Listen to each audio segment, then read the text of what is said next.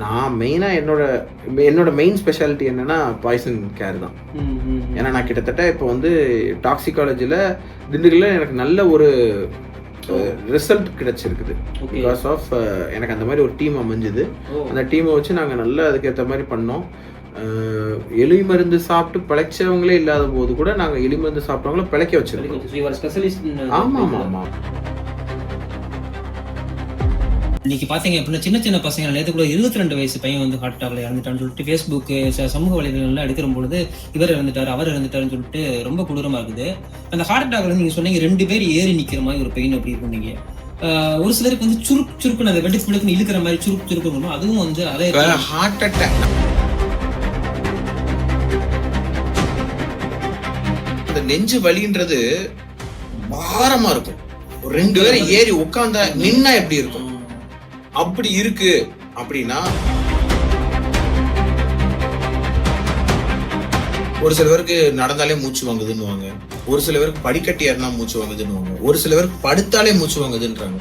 இப்ப நம்ம பெயினை பத்தி இவ்வளவு பேசணும், பட் இந்த மூச்சு வாங்குறதும் இந்த இடத்துல ஹார்ட் ப்ராப்ளம் வந்து இன்சிஸ்ட் பண்ணும். சிம்டம்ஸ் தான். ஆமா, மூச்சு வாங்குறது லங்ஸோட தொடர்பு இல்ல.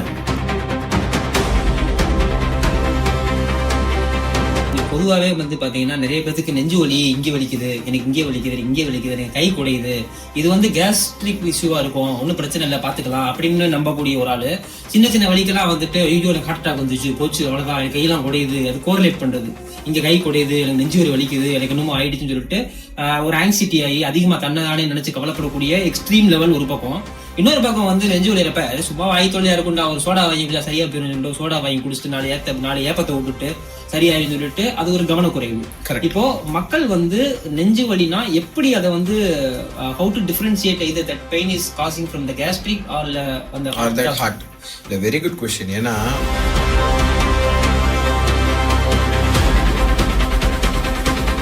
ஹார்ட் அட்டாக் வந்து only not on because of இந்த வால்வ் அது எதனால ரத்த நாளங்கள் அடைப்பு மட்டும் கிடையாது, நிறைய கிளினிக்கல் கண்டிஷன்ஸ் இருக்கு.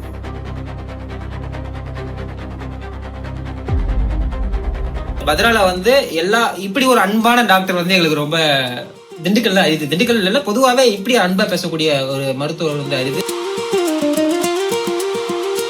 மிஸ்டர் கார்த்திகேயன் சுகாதாரத்துறை அமைச்சர் ஆயிட்டாரு அப்படின்னா அவர் இம்ப்ளிமெண்ட் பண்ணக்கூடிய ஒரு 3 திட்டங்கள் என்ன?